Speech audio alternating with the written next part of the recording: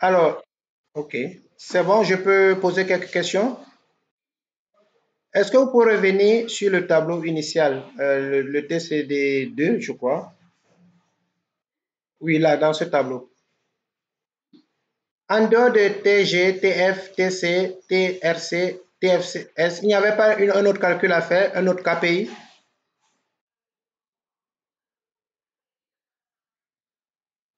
En faisant, oui, c'est les seuls, hein?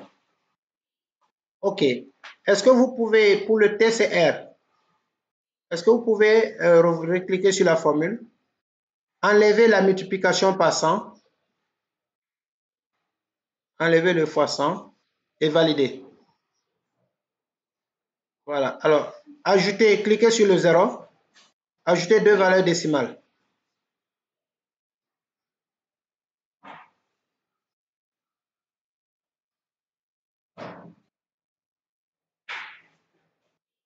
Faites double-clic pour qu'il fasse le calcul pour le reste. Non, pas là, pas là. Revenez dans la cellule ailleurs, oui. Une fois d'abord. Non, cliquez d'abord sur 0,03. Oui, double-clic. Double-clic. OK.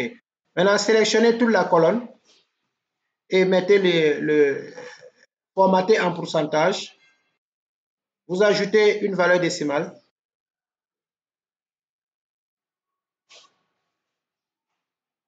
Voilà, c'est ce que je disais. Je disais que quand vous faites les calculs, ajoutez deux valeurs décimales.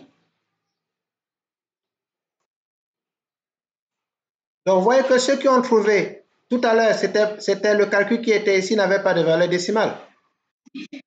Donc, faites attention au calcul que vous faites. Là, c'est 20. Elle va faire la même chose. Tu ajoutes deux valeurs décimales après. Et tu mets d'abord un pourcentage et tu ajoutes deux valeurs décimales. Là, c'est bon. Ici, les calculs sont bien précis. Voilà, donc en faisant vos calculs, lorsqu'il y a la multiplication par 100, comme je l'avais dit, on peut ne pas le multiplier et vous avez l'icône pourcentage qui joue le rôle et qui va vous permettre d'ajouter les valeurs décimales, de mettre un pourcentage et d'ajouter les valeurs décimales. Il peut y avoir des soucis, mais là, vous avez plus de précision. Je vous pose maintenant une question sur le graphique en secteur que vous avez fait. Allez sur le graphique en secteur. Vous avez fait un graphique tout à l'heure, voilà celui-ci. Il y a une incohérence sur ce tableau croisé dynamique. Je vais laisser quelqu'un dans la salle de me dire l'incohérence. Je vais interroger quelqu'un pour me dire l'incohérence. Il y a beaucoup de candidats dans la salle, donc je prends une personne autre. Je prends Monsieur Djité Ibrahima. Monsieur Ibrahima, il est là? Absent. Voilà. Regardez son graphique et dites-moi qu'est-ce que vous observez. Vous pouvez zoomer, hein? Il y a un bouton zoom qui vous permet d'agrandir et de voir ce qu'elle a fait. Alors, quand vous zoomez le graphique, quelle est l'incohérence que vous voyez ici? Non, madame, vous n'avez pas la parole, s'il vous plaît. Voilà.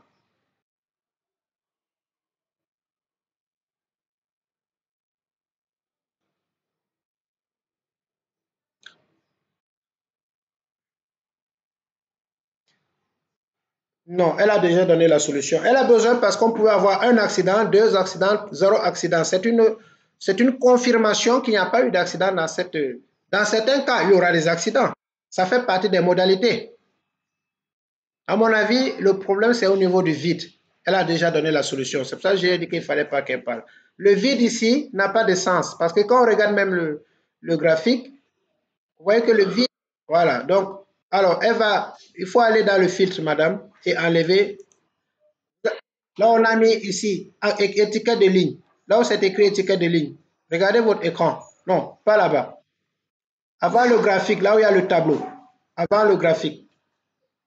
Il y a une icône sur étiquette de ligne. Vous cliquez en haut. Une petite icône, une petite flèche, oui. Et vous décochez le vide. C'est pour ça qu'on dit qu'il est dynamique. Automatiquement, le vide saute. Deuxième remarque sur votre travail. Un graphique n'a pas de titre. Le mot total, vous l'enlevez. Parce que quand vous allez les amener dans Word, il ne faudra pas mettre le titre. Troisième et dernière remarque. les pourcentages sont faux. Ah oui, je crois qu'on l'a fait au premier cours. Vous avez trouvé des pourcentages et après, je vous ai dit de voir, d'ajouter les valeurs décimales et on s'est rendu compte.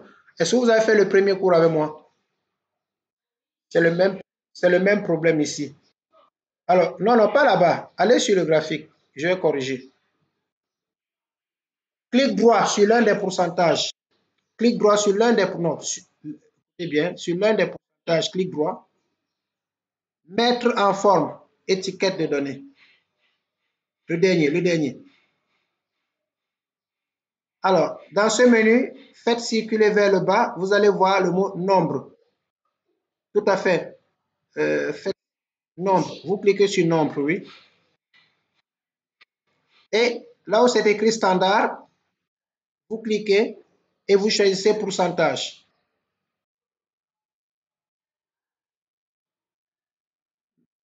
Non, non, non, attendez. Non, là où c'est écrit général, pardon, astafurlah. Là où c'est écrit général, vous prenez pourcentage.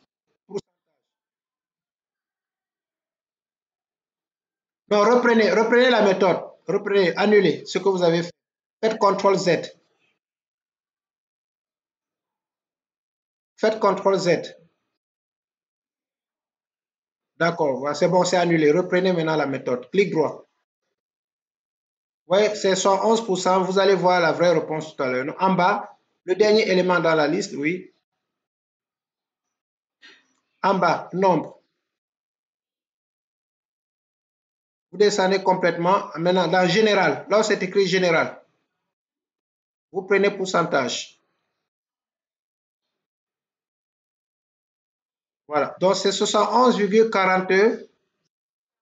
Avant, c'était 71. Donc, 71,43 est différent de 71,50.